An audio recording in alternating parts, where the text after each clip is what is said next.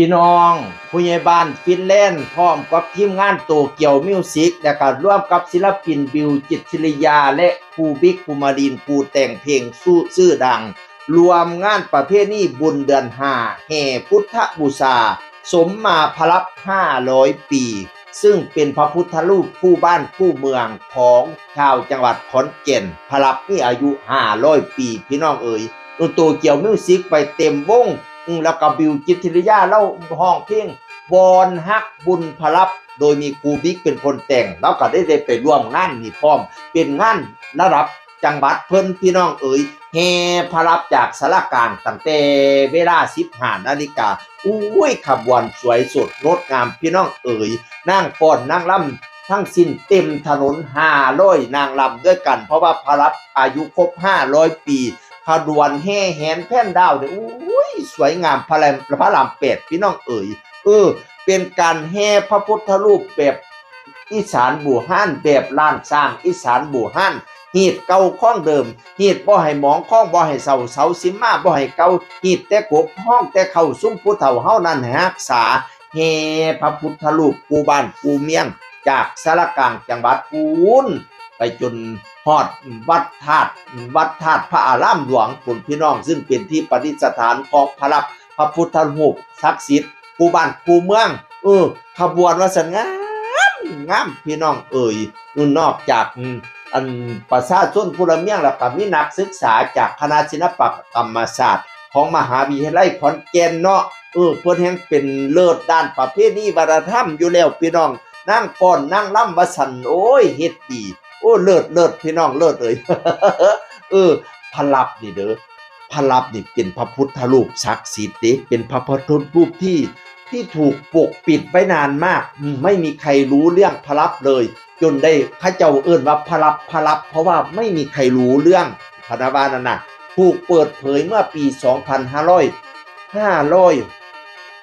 เนี่ยเพิ่งเอาพระลับมาโซ่มาเปิดเผยน่ะพี่น้องเอ๋ยพระเจ้าบอกว่าเป็นพระพุทธรูปเก่าแก่ศิลปะล้านสร้างเวียงจันทร์ปางมารพิชัยหน้าตักกว้าง11 นิ้วส่วนสูง29 นิ้วมีอายุประมาณ500 ปีคาดว่าสร้างโดยญาคูขี้หอมหรือพระกู้ป้นสมิกผู้ที่มาบูรณะพระธาตุพนมนะเขาเอิ้นว่าญาผู้ขี้หอมนะแล้วก็เพิ่นก็ไปสร้างบ้านสร้างเมืองจำปาสักตัวบัดนี้นี่กาโดยนำเอาเสียสายราชวงศ์ทั้งเวียงจันทร์พุละเจ้าตั้งให้เป็นผู้ครองเมืองจำปาสักน่ะชื่อว่าเจ้าศรีสมุทรพุทธางกูลพี่น้องเอ๋ยจากนั้นก็มีทรงเสียสายจากจำปาสักมาปกครองบ้านเมืองทางอีสานหลายเมืองโดยเฉพาะเมืองธงหรือว่าเมืองเสรภูมิหรือเมืองศรีภูมิปัจจุบันนี้ก็คืออำเภอสุวรรณภูมิจังหวัด101พี่น้องเอ๋ยทรงเท่าแก้วมงคลจานแก้วมาครองเมืองเสรภูมิจากนั้นลูกหลานของจานแก้วก็ไปสร้างบ้านนั่นบ้านนี่บ่ว่าสิแตกไปเป็นสารคามแตกไปเป็น101แตกเป็นขอนแก่นก็แตกออกจากเมืองเสรภูมินี่พี่น้องเป็นลูกหลานจานแก้วนี่ว่าต่อไปแล้วก็เอาพระพุทธรูปศักดิ์สิทธิ์เนี่ยไปอยู่คู่บ้านคู่เมืองพร้อมผู้ที่ไปสร้างเพียงขอนแก่นนั่นคือท้าวศักดิ์หรือว่าเพียงเมืองแพนหรือพระนครศรีบริลักษ์พี่น้องเอ๋ยเป็นเจ้าเมืองขอนแก่นคนแรกและเป็นผู้ที่เอาพระลับมาพร้อมและพระลับนั้นเก็บไว้อยู่วัดธาตุอารามหลวงโดยสร้างเจดีย์ครอบไว้บ่อยคนเห็นบ่มีผู้ใดรู้บ่มีผู้ใดเห็นเรื่องพระลับมาก่อนรู้เฉพาะเจ้าอาวาสผู้เดียวผู้เก็บรักษาเพิ่นก็ส่งต่อกันต่อรุ่นจนมาฮอดปี2537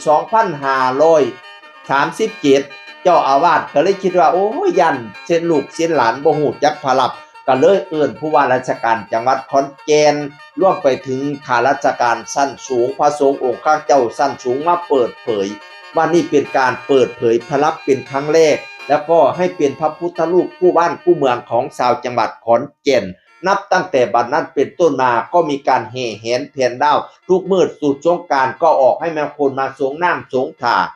ปีนี้ปี2568ก็เลยจัดงานบุญเดือน5สมแห่พุทธบูชาสมมาพระลับ500 ปีพี่น้องเอ๋ยอย่างยิ่งใหญ่อลังการ บิวจิตรจิรยากับผู้บิ๊กผู้มารีนก็ขึ้นแสดงพร้อมกันบอดบิ๊กกับทีมงานโตเกียวมิวสิกก็แสดงอย่างม่วนซื่นพี่น้องเอ๋ย เป็นเรื่องเล่าของพลับพี่น้องเอ๋ยมันอาจจะแตกต่างกันกับตำนานพลับนะเว้าพื้นตำนานพลับกับอีกตำนานหนึ่งเด้จังหวัดขอนแก่นนี้มีบ้านหมู่บ้านเกี่ยวกับพระนี่หลายหมู่บ้านดิพระบูพระยืนพระลับพระคือโอ้ยหลายพระพี่น้องเอ๋ยข้าเจ้าสิมีตำนานเกี่ยวกันดินะตำนานพลับก็อยู่ในตำนานนี้คำว่าพระนี่บ่แม่นพระพุทธรูปดิพระที่กล่าวในประวัติทางบ้านเปียงเมืองหมู่บ้านต่างๆคือเป็นพระที่มีศีลไม่มีหนังเนี่ยเป็นพระโตคนเนี่ยเป็นพระศักดิ์สิทธิ์บูขึ้นมาจากหนองนึงข้าเจ้าก็เลยเอิ้นนั่นว่าหนองพระบูเป็นบ้านพระบูจนฮอดซุมื้อนี้พี่น้องเอ๋ย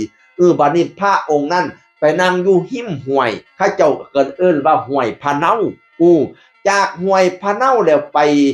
บิดผ่าจีวรไปหันผ่าจีวรอยู่หน้าทงหน้าไทยบ้านก็เลยเอิ้นบ้านนั้นว่าบ้านหันพะนาบานะจากนั้นไปยืนอยู่อีกบ้านนึงบ้านนั้นก็เลยเอิ้นว่าบ้านพระยืนจากบ้านพระยืนความแม่น้ำซี่ไปอีกฝากนึงขึ้นท่านึงก็เลยเอิ้นนั่นว่าบ้านท่าพระบ้านท่าพระนี่ก็อยู่ในจังหวัดขอนแก่นจากบ้านท่าพระแล้วบัดนี้จากบ้านท่าพระเลยไปทางดอนบมไปเห็นพระอยู่ทางนั้นเขาเคยเรียกว่าบ้านพระคือบ้านพระคืออันนี้ก็อยู่จังหวัดขอนแก่นจากบ้านพระคือไล่เลยบ้านโน้นท่านไปบิดจากบ้านโน้นท่านไปหายปั๊บไปกับตาแล้วก็ไม่เห็นพระองค์นั้นอีกเลยบ้านนั้นก็เลยเรียกว่าบ้านพระลับพี่น้องเอ๋ยบูอยู่หม่องนึงเอิ้นว่าพระบูยืนอยู่หม่องนึงเอิ้นว่าบ้านพระยืนความแม่น้ำซี่ไปฝากนึงเอิ้นว่าท่าพระเห็นอยู่ไกลๆพูนเอิ้นว่าบ้านพระคือแล้วก็หายปั๊บไปกับตาเอิ้นว่าบ้านพระลับอันนี้คือตำนานนะนั่นแหละตำนานก็อีกลักษณะหนึ่งประวัติที่ชาวขอนแก่นถ่ายทอดมาก็เป็นลักษณะหนึ่งพูดให้ฟังทั้งสองลักษณะพี่น้องเอ๋ย ก็เป็นดังนี้ล่ะพี่น้องเว้าเลี้ยงพระลับจังหวัดขอนแก่นเสียงอื่นคนเก่าเว้าสู่ฟังสวัสดีครับสวัสดี